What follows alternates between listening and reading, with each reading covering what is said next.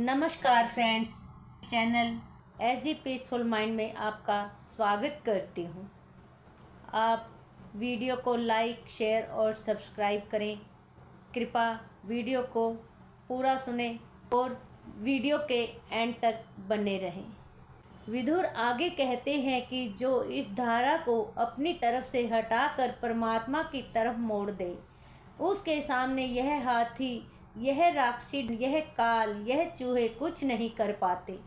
वह अपनी उम्र इस तरह से संसार में जी कर जाता है जैसे कोई फूल डाली से झड़कर अपनी खुशबू बिखेर कर संसार से जाए और पीछे उसकी खुशबू, उसकी महक, उसकी याद ताज़ा संसार में बनी रहे, उसकी याद ताज़ा कराती रहे। उसका इस संसार में भी मान होता है, परलोक में भी मान होता है, यहाँ भी पूजनीय है और वहाँ भी पूजनीय है। ऐसा व्यक्ति योग युक्त कहलाता है। वह कर्म योगी है, ज्ञान योगी है, विशुद्ध आत्मा है। उसकी आत्मा शुद्ध हो गई और अपने को जीत लिया है। उसने अपने इंद्रियों को जीत लिया। उसने उस शहद की तरफ कैसा भी आकर्षण क्यों न हो, वह बंधता नहीं। समस्त प्राणी मात्र में अपनी आत्मा देखता है। ऐसा व्यक्ति संसार में जो भी कार्य करेगा, किसी भी तरह के व्यवहार निभाएगा, वह कर्म करते हुए भी संसार में लिप्त नहीं होता। चीज़ें, परिस्थितियाँ उसे खींच रही हैं, आकर्षण बांध रहे हैं, कहीं न कहीं कोई दबाव है, कोई तनाव है, वह हमें दिन रात बांधे हुए है। और सबसे बड़ी समझ है कि इन सब से ऊपर उठना सीख जाएं। आगे भगवान फिर समझाते हैं कि जो व्यक्ति योग युक्त है, अपने आप को अपने प्रभु में जोड़ा हुआ है, संसार के कर्मों की वासनाओं से ऊपर उठा हुआ है, कर्म फल को त्याग दिया, फल की आकांक्षा जिसकी नहीं, जिसका मन स्थिर है, स्थिरता से युक्त है, वह शांति को प्राप्त कर लेता है। जो कर्म फल का परित्याग करके संसार में जीवन जीता है, उस व्यक्ति को स्थिर शांति प्राप्त होती है। ऐसा समझिए 8 घंटे, 10 घंटे, पूरे 24 घंटे आपने यह सोचना है कि कोई भी मैं कर्म करूँगा, उसके फल की आकांक्षा मन में नहीं रखना। रास्ते में किसी बूढ़ी महिला को, किसी व्यक्ति को, अंधे को सड़क पार करा दो। कराने के बाद आगे बढ़ जाओ। इंतजार न करो कि धन्यवाद मिलेगा। भूखे को रोटी खिलाओ और आगे बढ़ जाओ। इसी तरह किसी रोगी को बचाओ, किसी घायल का उपचार कराओ और जब धन्यवाद और एहसान जताना चाहे तो आगे निकल जाओ। वह आपको कुछ कहने लग जाए, आप आगे बढ़ जाएं। बरसों तक सेवा करने के बाद उस व्यक्ति के द्वारा बहुत बहुत प्रशंसा मिल रही हो और आप वहां से मन हटा करके आगे चल पड़े। उस स्थिति को ध्यान में रखना और इस स्थिति को भी ध्यान में रखना कि किसी व्यक्ति की कोई चीज टूट रही थी, लुढ़क रही थी, आपने बचाई और आपने उसको दे दी और धन्यवाद भी नहीं किया। उस समय आपके मन की दशा क्या थी? आपका मन किसी से धन्यवाद लेने के लिए तड़फा नहीं, किसी के ऊपर 1000 एहसान किए और उसने नहीं माना कि उसके बाद भी आपने कहा कि कोई बात नहीं, उसका कर्म उसके साथ, मेरा कर्म मेरे साथ। अगर ऐसी स्थिति है तो सच में शांति सदा रहेगी, नहीं तो अशांत होते रहोगे। क्योंकि लोगों को ज़्यादा पीड़ा यहीं से है कि हम इतना करते हैं। महिलाएं कहेंगी सारा दिन काम में लगी रहती हूँ, काम में, लेकिन कभी भी घर के लोगों के मुंह से एक बार भी प्रशंसा और सहानुभूति के शब्द नहीं निकलते। मन में बड़ी पीड़ा होती है, कितना भी करो कोई खुश नहीं होता। तो आप जो उनसे प्रशंसा चाह रहे हैं और मिली नहीं, मन में तब अशांति होगी।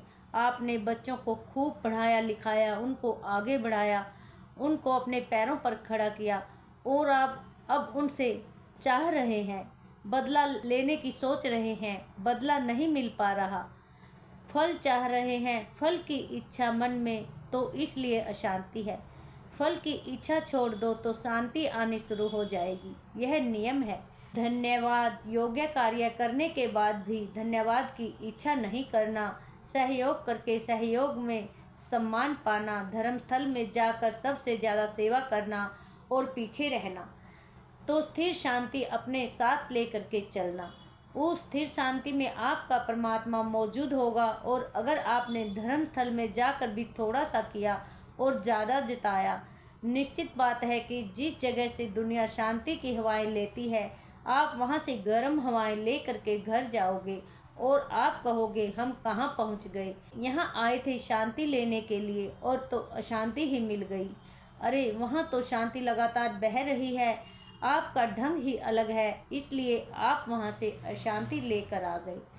किसी संगठन में जाकर आप अपना हुक्म चलाने लग जाएं। आप चाहते हैं कि लोग आपके हिसाब से चलें, नहीं चल पा रहे, आपकी जो कामना थी वह पूरी नहीं हुई, इसलिए अशांति मिलेगी। आप लोगों से मान चाहते हो, लोगों के ऊपर रोब चलाना चाहते हो कुछ, इसलिए अशांति मिल रही है। नहीं चाहते तो शांति है। फिर देखो, कर्म करो और तुरंत फल मिलता है, और वैसा फल न चाहते हुए जो फल मिलता है वह शांति है, वह आनंद है। व्यक्ति उसकी इच्छा नहीं रखेगा, मतलब शांति की भी कामना नहीं रखेगा, तो शांति साथ में है, प्रसन्नता साथ में है, क्योंकि चाहना नहीं, न चाहते हुए फल की इच्छा को हटाकर कार्य करो। भगवान ने कहा, दुनिया में लौटना नहीं होगा, वह चक्कर में नहीं फंसेगा, शरीर धारण करके रोएगा हंसेगा नहीं, संसार में आकर संसार की आसक्ति, मोह, प्रतिशोध, वैर के बीच में, कांटों के बीच में खड़ा नहीं होगा। कौन? कि जिस व्यक्ति में यह विशेषताएं हैं। तो विशेषताएं बताने लगे भगवान। कहते हैं कि जो व्यक्ति दुनिया में शरीर धारण करके जो भी जीव आया है, उसे दुनिया में आकर रोना भी पड़ेगा, हंसना भी पड़ेगा, अहंकार करेगा, गिरेगा भी सही, चोट भी खाएगा, कोई भी आया हो इस दुनिया में, क्योंकि शरीर धारण करने का मतलब ही यह है कि देह धरे का दंड है, सबको हु को होए, सुख दुख जो है वह दंड है शरीर धारण करने का, सबको होगा। आदमी सोचता है कि कोई ऐसी स्थिति घट जाए, यह बंधन फिर से न हो, जिम्मेदारियां, मुसीबतें, समस्याएं चारों तरफ से हमें बांधे हुए हैं, कोई ऐसी स्थिति हो कि यह सब हो ही नहीं, केवल शांति ही शांति, आनंद ही आनंद, आनंद में डूबे रहें, जिसकी कहीं कोई सीमा न हो, जिसका कहीं कोई अंत न हो। बरसों तक हम उस गोद में पहुंच जाएं, जहां सिर्फ प्यार ही प्यार है। वर्ष ही नहीं, एक बहुत लंबी अवधि, सबसे सुंदर स्थान, सबसे ज्यादा सुंदर, सबसे ज्यादा मोहक संगीत, सबसे अधिक रसपूर्ण स्थिति, सबसे ज्यादा शांति, सबसे ज्यादा सुखद अनुभूति, जहाँ जुड़ जाए वह कोई स्थान हो, वहां से लौटकर पीड़ा वाली जगह पर न आए। कहते हैं न उस स्थिति का नाम है मोक्ष, मुक्ति। लौटकर इस दुनिया में न आए जहाँ झंझट है। भगवान कहते हैं फिर उसके लिए एक कार्य करिए, फिर आवृत्ति नहीं होगी, फिर लौटना नहीं होगा।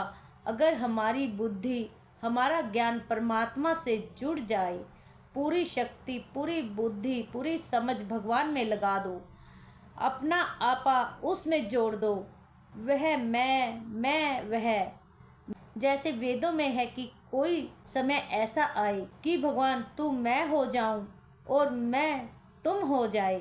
तरह तरह के भक्तों ने कहा, गोपी गीतिका में भी यही आता है कि कृष्ण कभी ऐसा हो कि तुम्हारा रूप हम धारण करें, हमारा रूप तुम धारण करो, कभी ऐसा हो जाए प्रभु। जहाँ कहा गया है कि समय आए परमात्मा तू हमारी जगह आकर खड़ा हो, हम तुम्हारी जगह आकर खड़े हो जाएं। वहाँ प्रार्थना में कहा गया है कि इस संसार में हमें रोता हुआ देखकर आप तो फिर भी चुपचाप बैठे रहे, लेकिन भगवान जब आप दुनिया में मनुष्य बन करके आओगे तो फिर आपको रोता हुआ देखकर हम कभी शांत नहीं बैठेंगे, आपको रोने ही नहीं देंगे।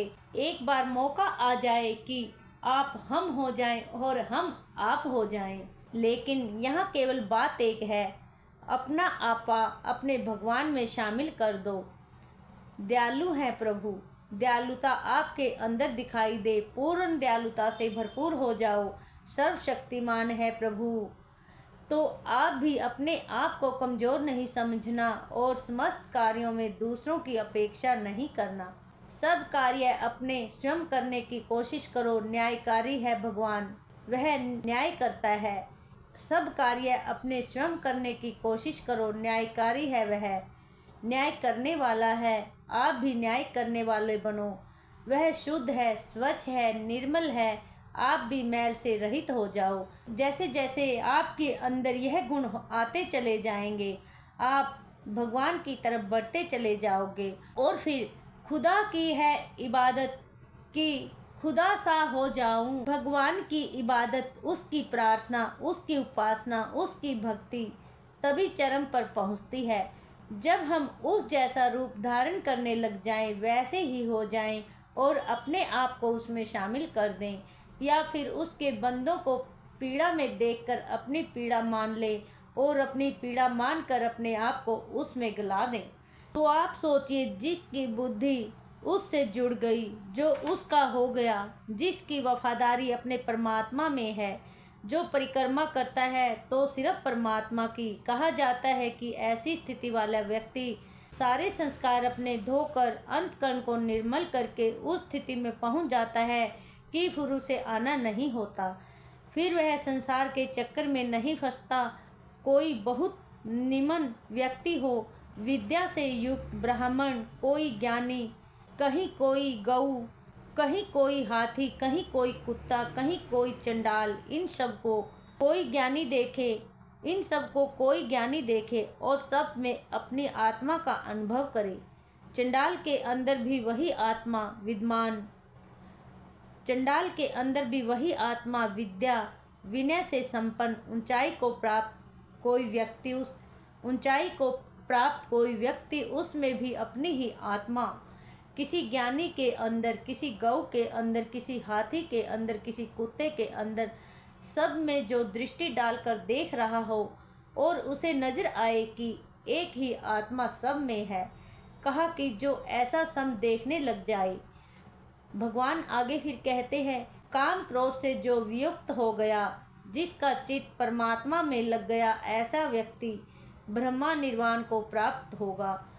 उसको पूर्ण शांति और आनंद की प्राप्ति होगी। यह 5वां अध्याय, जिसमें भगवान उपदेश करते हुए यह भी कहते हैं कि अर्जुन जानना, जितने भी तप होंगे, जितनी भी भक्ति होगी, जितना भी ज्ञान होगा, जितनी भी सेवा होगी, वह सब मुझे ही अर्पित होगी। वह सब मुझे ही अर्पित होती है। मैं उसी का भोगता हूँ, उसका भोजन करता हूँ। मैं सभी का मित्र हूँ, समस्त यज्ञों का भोगता हूँ, सब प्रकार के तपों का प्रसाद मैं ही लेता हूँ। जो भी कोई इस प्रकार के कार्य करता है, उन सब का मित्र बनकर मैं शांति बांटता हूँ, आनंद देता हूँ। इसलिए मैं ही परमेश्वर हूँ। अर्जुन, अपने कार्यों को, अपने आप को मेरे अर्पण करके परम शांति के अधिकारी बनो। यहाँ आकर 5वां अध्याय संपन्न होता है। आपको बहुत बहुत शुभकामनाएं। आगे फिर कल सुनते हैं, 6ठा अध्याय शुरू करते हैं। हरिओम, जय श्री कृष्णा।